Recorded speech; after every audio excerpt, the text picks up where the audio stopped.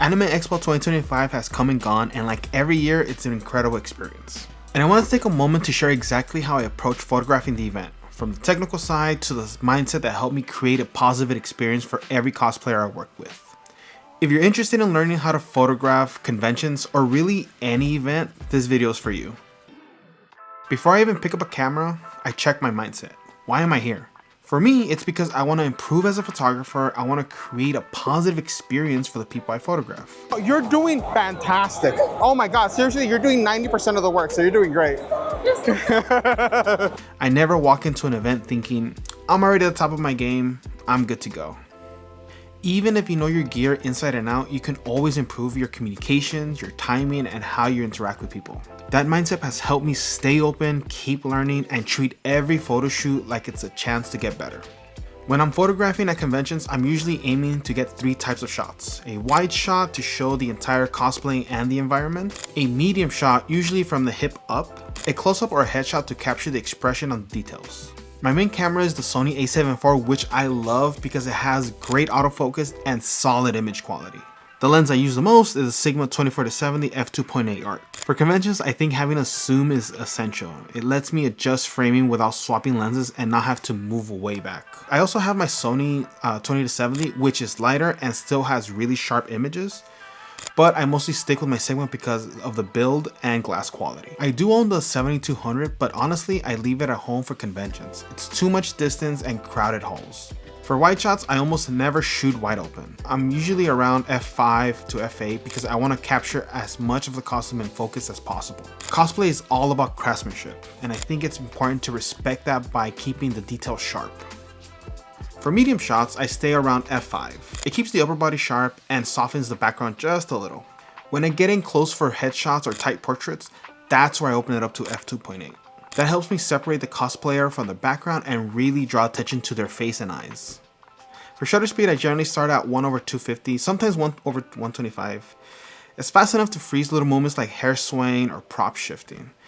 If you go any slower, you might see some blur. It's not the end of the world, but when you start shooting and you go back home, you look at the photos and you see a little bit of motion blur and you're like, oh my God. It really bugs me. There's this shot right here that I really love. It actually works because it's a chainsaw from Sakamoto days. It looks cool, but just the photographer in me is like, no, why didn't you go faster? But it's okay. It's fine. It's fine. It's fine. It's fine. It's fine. I think it's fine. And finally, ISO. This is something I learned over time. I always try to keep the ISO as low as possible, but honestly, I'd rather have a clean exposure even if it means shooting at ISO 800, 16, even 3200. Modern cameras today can handle noise really well, and you can recover a lot more in the properly exposed file than the darker underexposed file. White balance is also something you really need to be mindful of. If you leave it in auto, the color temperature keeps shifting depending on the lighting of the hall or the angle you're taking of the same scene, which can make your photos look inconsistent. I prefer to set a custom Kelvin value so the colors stay locked in. If you really want to be precise, there's apps you can download on your phone to meter the white balance. It takes an extra minute, but it saves a lot of headache when editing. When it comes to lighting, I have the newer Q4 strobe light and the Westcott Beauty Dish. For the Anime Expo this year, I didn't really use them this much because the crowds were so dense. It was a lot easier to just shoot with natural light. When I do set up the light, I keep it soft and controlled. The last piece of camera gear that I bring with me, it's not really camera gear, it's actually a small speaker. I keep a playlist of anime soundtracks, video game theme songs, hip hop, rock, metal, pop, just music to help the cosplayers feel comfortable. It sounds like a small thing, but it really helps set a fun, relaxed vibe.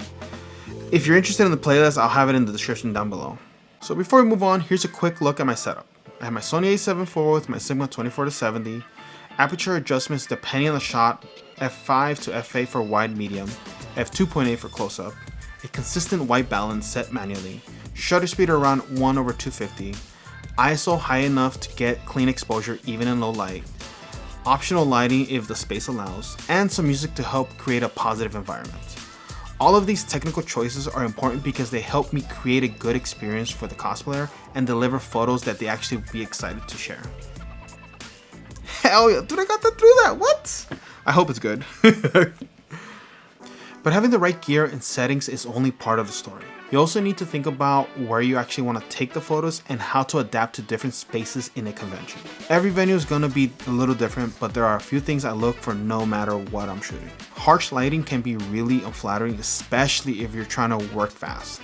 All right, here's another check. I need to be more on this area. So right now I was actually shooting over there. You see all those lights. It looks beautiful in person, but on photos, I'm dealing with different shadows and highlights. So I thought it would be a good idea in that area because it was like well lit. It's well lit here too, but better lit over there.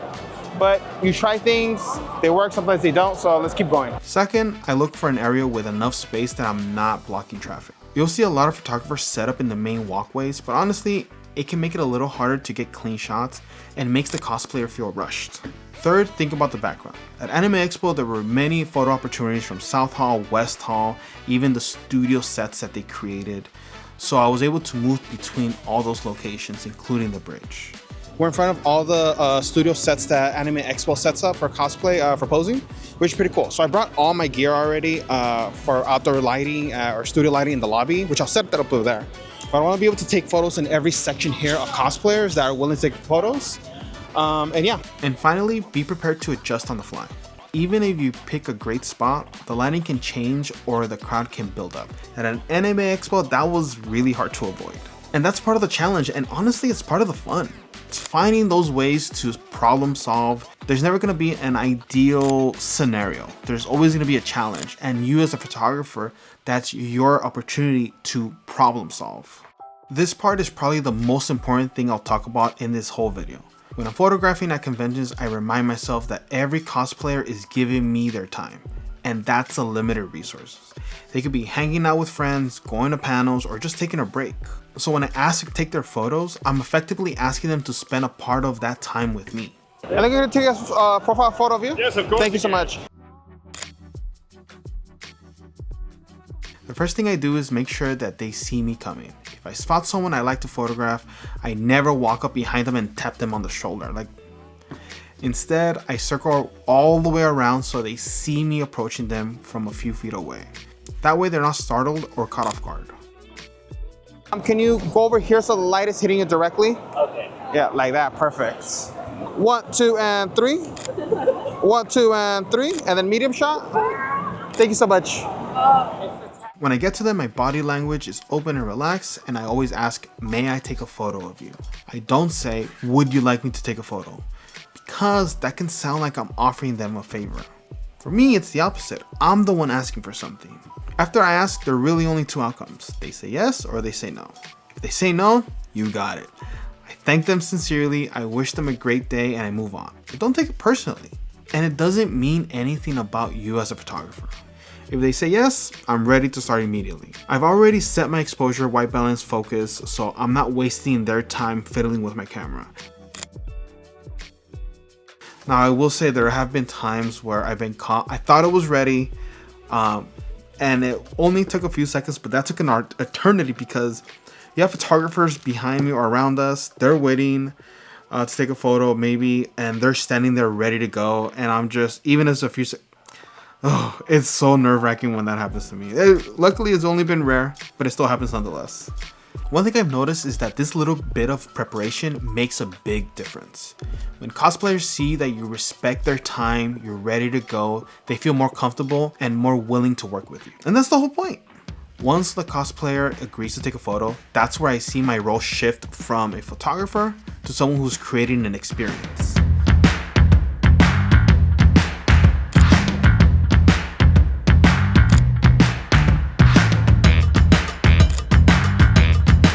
If I'm tethered on my iPad, which I usually am, I show them on the bigger screen so they can see the details of their posing, of their cosplay. Even that simple moment of reviewing together helps break the ice. Oh my gosh. I didn't think the lighting would be so good in here. Yeah, I was wanting to get you like right in there with the shadows. If they have specific poses in mind, I always start with that. It's their character and they probably spend a lot of time practicing. If they don't have poses ready, we'll take a second to brainstorm something together. Maybe it's something iconic in their character, maybe it's something creative, just something to figure out in the moment. While we're shooting, I'm always talking to them. I never want to make them feel like they're just standing there like silently while I click away. And then I'm gonna do a headshot, okay? Move slightly a little bit closer. There you go. 1, 2, and 3. Awesome. I always give light direction or feedback if it helps, like turn your shoulders this way, tilt your chin up or down, let me rotate to the side, same pose, constant communication. When I give compliments or feedback, I'm really intentional of what I say.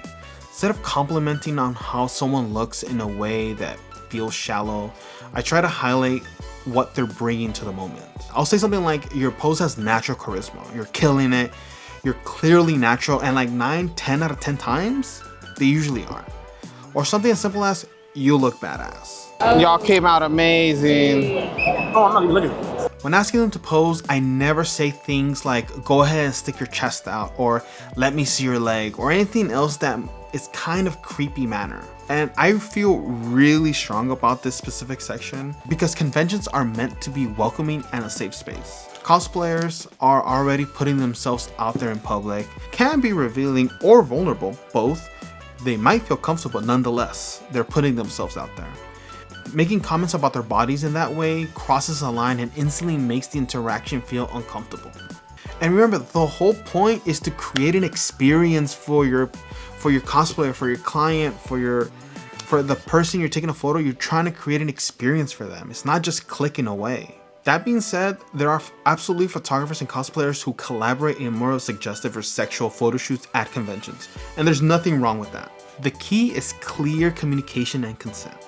Everyone needs to understand this is what we're gonna shoot, and we agree on the vibe ahead of time. It's not about assuming that because someone's dressed a certain way, it's automatically okay to push into that territory without a conversation. For me, unless we've clearly talked about doing something in that style, I always default into my personal style of photography, which is focused on making the person feel confident and displaying that through the lens. And regardless of the style of shoot, I always maintain a professional, respectful demeanor. I pay attention to their character, the vibe they're giving off, and I provide prompts from there. Case in point, there was this interaction I had with a cosplayer where we were in one of the apocalyptic sets, and I told them, give me a pose where you just took over the world, and now you want a statue of yourself built in a powerful pose, but with a humble face because, you're a kind overlord. We all started laughing, and even though the rapport was already there, that moment took it to a whole nother level. Everyone was relaxed, we were having fun, and we were being creative about how we were shooting. The moment we're done shooting, I thanked the cosplayer for their time. Even if it was a 30-second shoot, I thanked them profusely. I know they have a lot of people asking for photos, and they chose to stop and work with me. Yep. Awesome. Thank you so much for your time. Appreciate it. Yeah, thank you so much. If I have my iPad tethered, I do a quick review of the images with them so they can see how everything turned out. Most of the time, people get excited to see the preview. It feels more like a collaboration when they get to be part of the process. Oh my gosh. One thing that might be a little controversial in the photography community is that if the cosplayer has an iPhone, I'm more than willing to airdrop them a few of the photos right there on the spot. JPEGs, not RAW. And here's why. They're excited, they want to share something in the moment, and I'd rather be that person that helps them get there. They're excited, they want something to share in the moment, and I'd rather be that person that helps them do that. Sure, the images are unedited, but I trust that the experience and the goodwill matter more than waiting for the finished, polished version. I really would prefer to edit them, all of them, but keep in mind, I am shooting 4 days non-stop. I rarely go to the bathroom, or maybe once or twice. I don't really eat until I have to leave the convention center. So it's a lot to get through. And again, I want to edit them, but out of respect for them, it's one of those things where If they'd rather wait for the edited photos, I completely respect that and I prefer that, but I always offer. To me, it shows transparency and helps build trust. Before they walk away, I always let them know when and how they can expect to receive the photos. Usually like Google Drive, DM me and stuff like that. I usually say something like, I'll be editing over the next couple weeks. If you like to use any of the photos, I just ask that you tag me and add me as a collaborator. They don't have to do it. It's not required. I know everyone has their own way of posting and collaborating. I completely understand. To me, it's a symbiotic relationship. I prefer the collab. They get their photos to share and I get to grow my work in the community. One thing I'm always aware of is how long it's gonna take me to get through all the photos after a big weekend like this. 4 days. Life happens. Work, family, other projects. In an ideal world, I'd like to have everything edited within a few days, but sometimes it takes longer. Most cosplayers are really understanding about that, but I still try to communicate clearly so nobody feels ignored. When I finally do post the photos, I always tag the cosplayer and if possible, invite them to collaborate on Instagram so both images show up on our feeds. And this is the other part of it. Just because you invite them, they don't have to accept. Is it gonna like hurt? Maybe. Like you're like, damn, I really like that photo. But it's their decision, it's their look, it's their branding. Like if it doesn't fit, it doesn't fit and it's fine.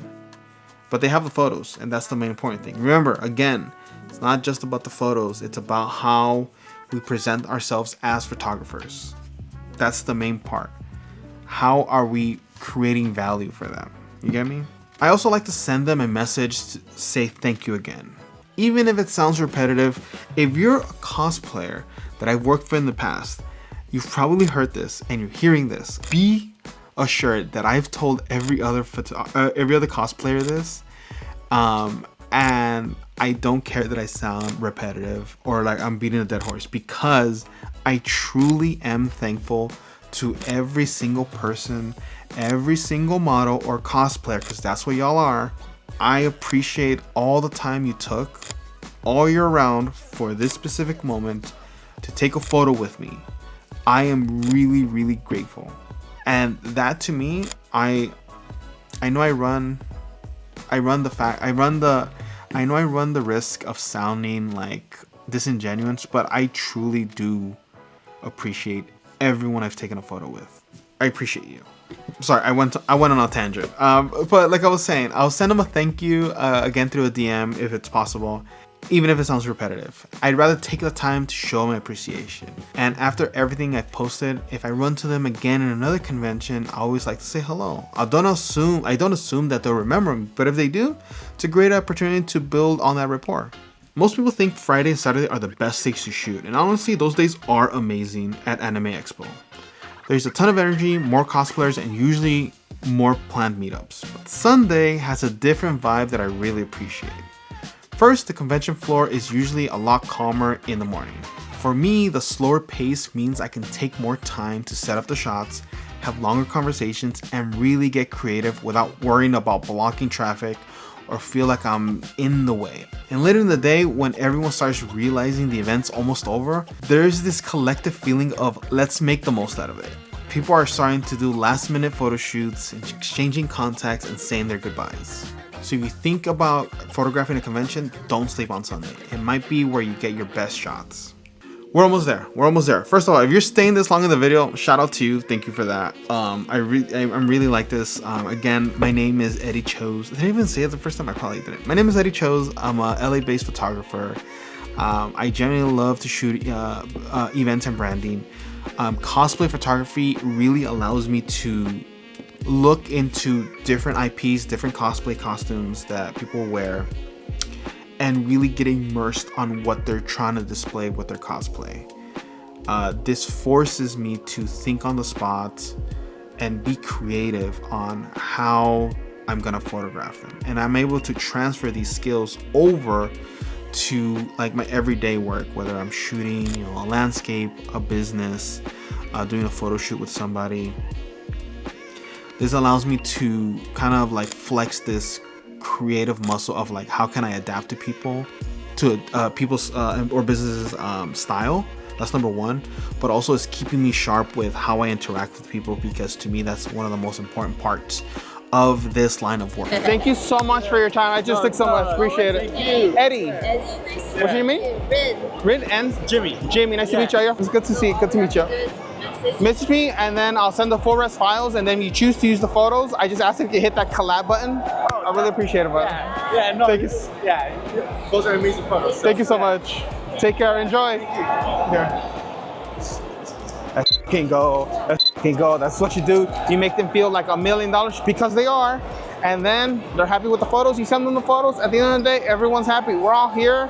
Yes, I spent thousands of dollars on these cameras, but they also spend a lot of money on their cosplay gear and a lot of dedication. So I feel like it's a symbiotic relationship. So It's not building relationships for network reasons. I'm rambling now. Eddie, just take this out, honestly. But I think it's important.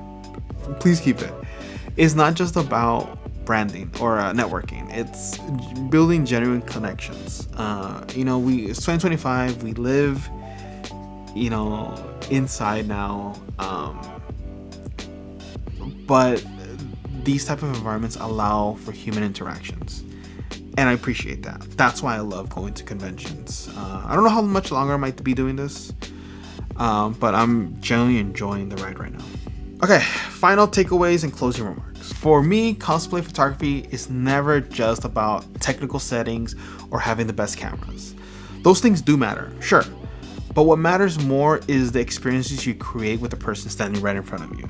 You can have the perfect lighting and the perfect focus, but if the cosplayer feels awkward or rushed or like you don't respect them, it's never going to be your best work. And more importantly, it's not going to be an experience they're going to want to remember. That's what builds trust. And that's what people remember. I think the best photographers are the ones who can create a space where someone feels confident, appreciated, and excited to be part of the process. And if you do that, the photos themselves become a kind of proof, evidence of a positive experience you shared together. So whether you're photographing your first convention or your 100th, I hope this video gives you something to think about or it's been helpful. Hey everyone, my name is Eddie Chose. If you enjoyed this or found it helpful, feel free to leave a comment and share it with another photographer. This channel isn't just about cosplay photography, it's about photography in general. Everything I talked about here, mindset, communication, creating great experiences, is all completely transferable in any kind of shoots, whether it's weddings, couple sessions, family portraits, or business clients. So if you want to see more videos about photography, conventions, and behind the scenes tutorials, consider subscribing.